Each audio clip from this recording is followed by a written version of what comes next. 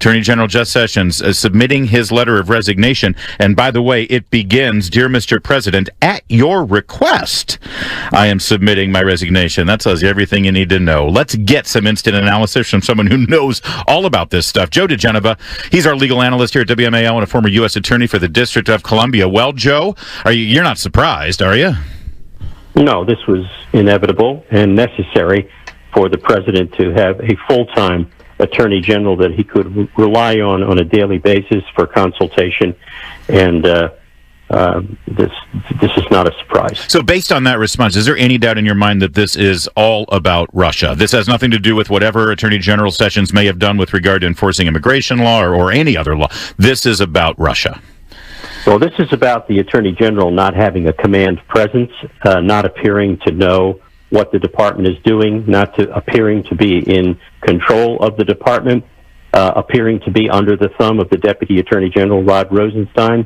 This is a precursor to the exodus of Rosenstein, but it is a necessary precursor, again, because the president is entitled to a full-time Attorney General, which he has not had since Inauguration Day. And in terms of the political jiu-jitsu maneuver here, it's really quite brilliant. He's obviously unhappy with Rod Rosenstein. I don't know any Republican who is happy with Rod Rosenstein. But if he fires Rosenstein, people start screaming obstruction of justice. Firing Sessions, you can't claim obstruction of justice because he's recused from Russia. And now he's named Matthew Whitaker, who has been the chief of staff to Sessions. He's a former U.S. attorney for the Southern District of Iowa, making him acting attorney general. He basically has replaced Rosenstein because Whitaker has no conflict. He can step right in and take over Russia from Rosenstein, right? That is correct. He was brought on to be the chief of staff, and he's a very well-known guy amongst people in the administration. And so, in a way, Rosenstein is now irrelevant in terms of overseeing. Right? Am I right in saying that? Whitaker can now take over Russia, and Rosenstein's out of that picture. Unless there are some facts and circumstances with which we are not familiar, he should be able to displace Rosenstein as the overseer of Mueller. Now, the question may be, does he want to do that? My guess is he better. Well, and why wouldn't? I mean, that would be appropriate if there's a special counsel investigating something as serious as the allegations that have been made, even though you and I both know that there's nothing to them. Wouldn't you want your acting attorney general instead of a deputy overseeing that? Yes, and in fact, I'm sure this was discussed with Mr. Whitaker and settled before it was agreed that he would be named the acting Attorney General. Now, Joe diGenova, President Trump has tweeted, as he's wont to do, about 15 minutes ago. It says, "We are pleased to announce that Matthew G. Whitaker, Chief of Staff to Attorney General Jeff Sessions at the Department of Justice, will become our new acting Attorney General of the United States. He will serve our country well. We thank Attorney General Jeff Sessions for his service and wish him well. A permanent replacement will be nominated at a later date." Does that mean that Whitaker is not going to be the guy for the long term? He truly is just a stopgap. Well, I would assume that. I would assume the president wants someone who has gravitas and is well known and can be confirmed. That there are a number of people that would suit that bill, but I think your assumption is correct. And by the way, Joe, the Republicans picking up 3 seats, it looks like. There's a couple of Senate races still in question, a couple heading to recounts perhaps. But the fact that the Republicans have gained their majority in the Senate by some measure, that factors into this confirmation process, doesn't it? Because the bar is a little bit lower now for whoever the Attorney General might be. Yeah, I think that the Democrats are going to be careful about the way they conduct themselves in any more confirmation hearings as a result of their abysmal performance in the Kavanaugh confirmation hearing. I think they realized that they did severe damage to themselves in the election, especially in the Senate, and they probably cut down on the numbers of seats that they won in the House as a result of the Kavanaugh effect. So, yeah. Yes, I think that's You're correct, Larry.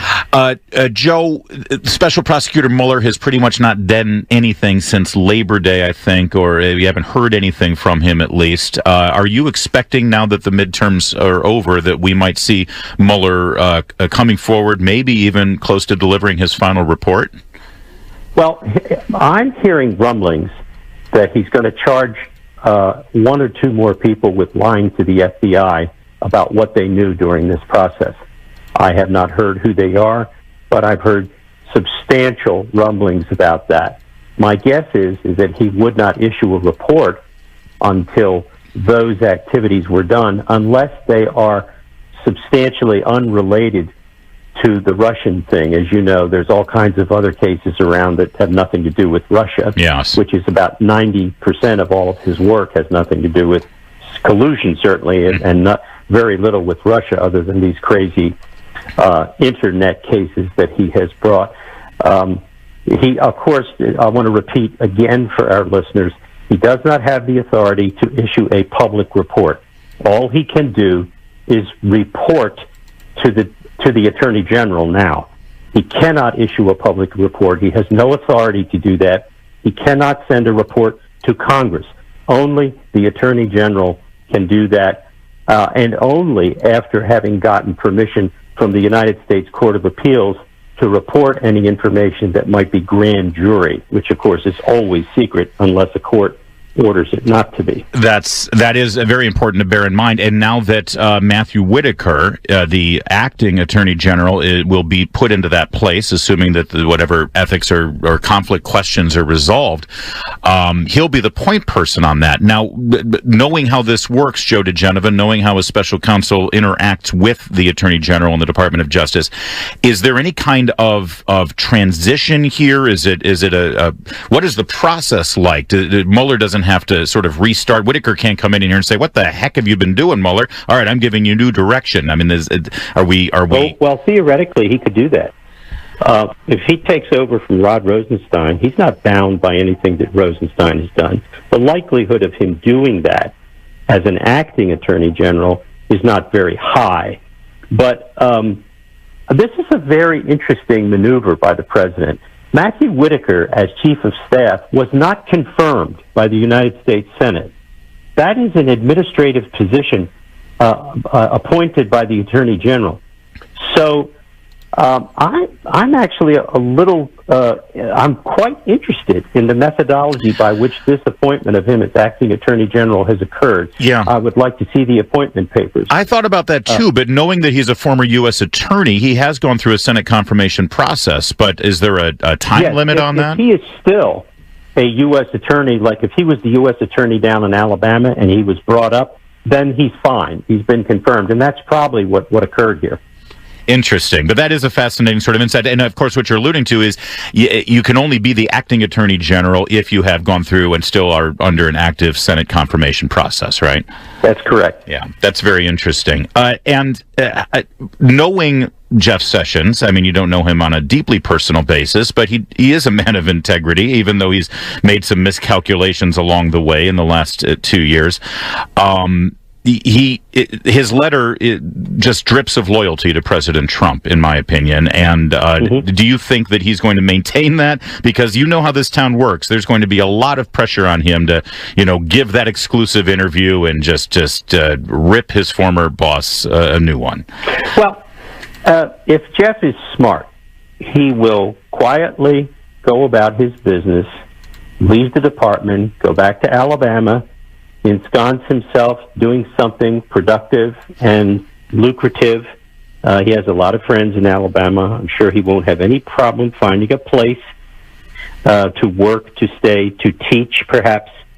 So I think the last thing Jeff Sessions needs to be doing is giving interviews. He's very bad at it. I don't disagree with that at all. Any story behind the story that we're missing on this, or is it pretty cut and dry? The president was waiting for the midterms. He's pulled the trigger on it, and he's got a man in place now that can basically supersede Rosenstein. Is there anything else we're missing? No, I spoke with the president last week, and I'm not surprised by this, and I'm not surprised at the rapidity with which it occurred. And so I think there's nothing here you don't already know. One last question. The fate of Rod Rosenstein now, is the time ticking on his position as well? Do you expect him to go, or does he need to go now that he's kind of rendered out of the picture? Well, Rosenstein, of course, is a manipulator, and he will be calculating, and already has, I'm sure he was informed by Sessions that this was going to occur, and he has no doubt put in a drawer personal notes, just like Comey did, about his interactions with the Attorney General and his comments. And I'm sure that in the fullness of time, he will be as graceless and as vicious as Comey.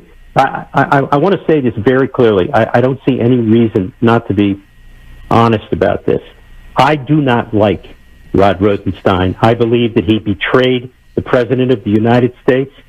I believe not only is he disloyal, I believe that he is fundamentally dishonest, and he should not be the Deputy Attorney General. And I long for the day when he is similarly gone from the department, which he has injured profoundly by his conduct. Just ask yourself this question. Why is it that every move that Rod Rosenstein takes has with it a confusion about motivation and why it happened and the timing of it and everything? What is it about him that makes him almost a cartoon-like character who simply falls into all of these awful situations where all of his motives are misunderstood? BS. Well said, Joe diGenova, and I think we'll leave it there. Thank you for joining us at a moment's notice on this big breaking story, Joe. Always good to get your insights. Thank you, Larry, very much.